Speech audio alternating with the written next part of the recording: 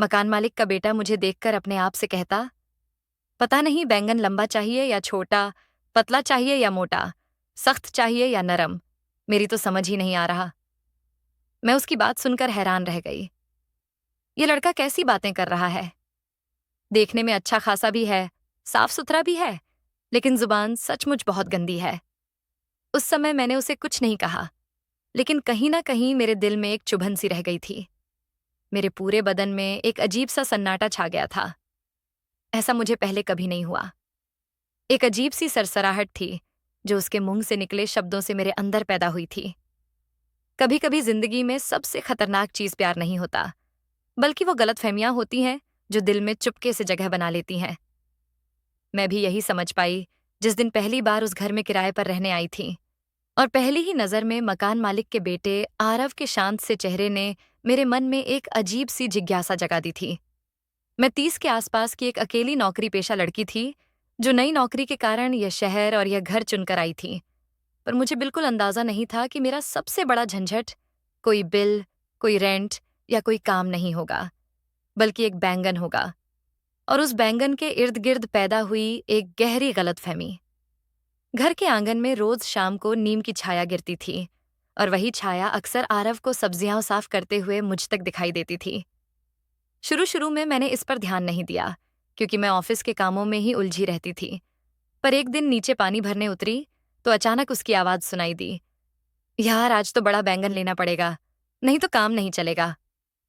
मैं आधी सीढ़ियों पर ही रुक गई। बड़ा बैंगन? क्या जरूरत से ज्यादा जोश में नहीं बोल रहा? पर मैंने खुद को समझाया कि शायद सब्जी की बात होगी। लेकिन अगले दिन उसने और अजीब कहा, यार आज वाला बैंगन तो बहुत सख्त है, कट ही नहीं रहा। क्या मुसीबत है? मेरी आंखें अपने आप बड़ी हो गईं। सख्त? कट नहीं रहा?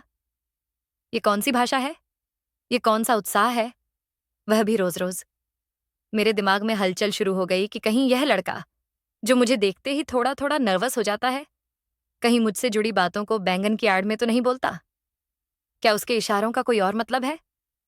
मेरा दिमाग तो तुरंत बेतुकी उड़ाने भरने लगा, और उसका शांत सा चेहरा अब मुझे और भी शकी लगने लगा। फिर एक शाम उसने मेरे दरवाजे पर दस्तक दी और हाथ में थाली थी। माँ ने आपके लिए बैंगन का भरता भेजा है। बस यही मेरे मन ने झंडा गाड़ दिया। तो यह सब रोज के बैंगन का चक्कर इसी के लिए था? वह मुझे देख देख कर बातें करता था क्या? मैं उसकी तरफ देखकर बस धन्यवाद कहकर दरवाजा बंद कर बैठ गई। 2 दिन उसने मेरी तरफ देखा भी नहीं।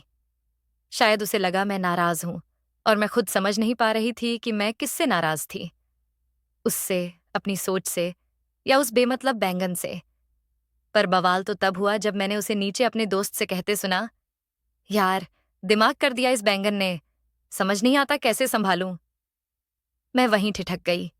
दिमाग कर दिया? मतलब किसका दिमाग? किस बात का दिमाग? यहां बात बैंगन की है या किसी छिपे अर्थ की जिसने मुझे उलझा रखा है? मेरा सब्र खत्म हो चुका था।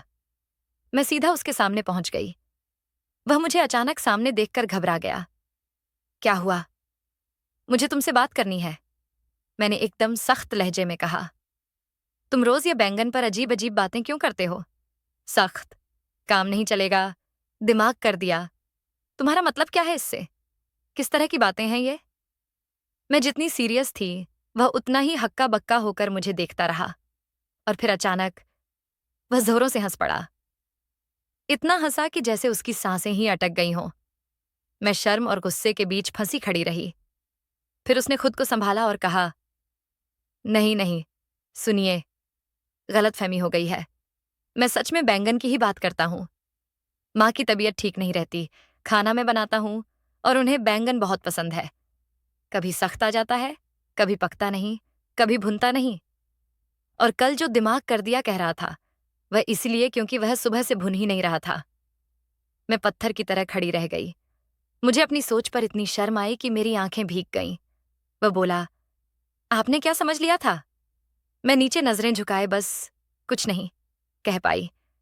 मेरी हालत देखकर उसने नरमी से कहा, कोई बात नहीं, ऐसा हो जाता है। नई जगह, अकेलापन, दिमाग जल्दी उड़ने लगता है।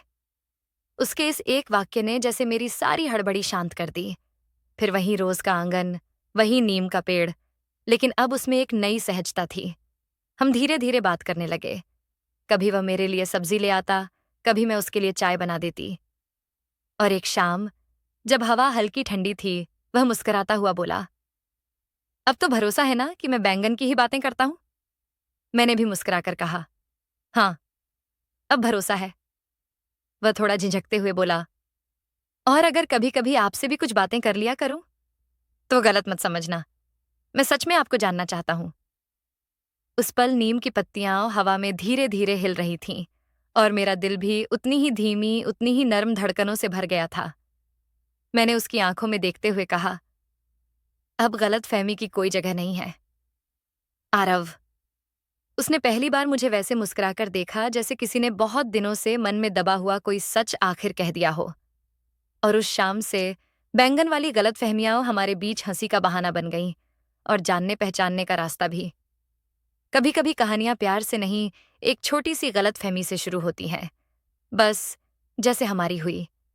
और इस तरह हमारी गलतफहमी से शुरू हुई कहानी सच की एक नरम सी रोशनी में खत्म हुई, और शायद यहीं से एक नई शुरुआत भी जन्म ले चुकी थी। तो दोस्तों, यह थी मेरी एक छोटी सी कहानी। उम्मीद करती हूँ कि आपको ज़रूर पसंद आई होगी। यदि ऐसा है तो प्लीज़ मेरे चैनल को सब्सक्राइब करके मेरा हौसला बढ़ाएं।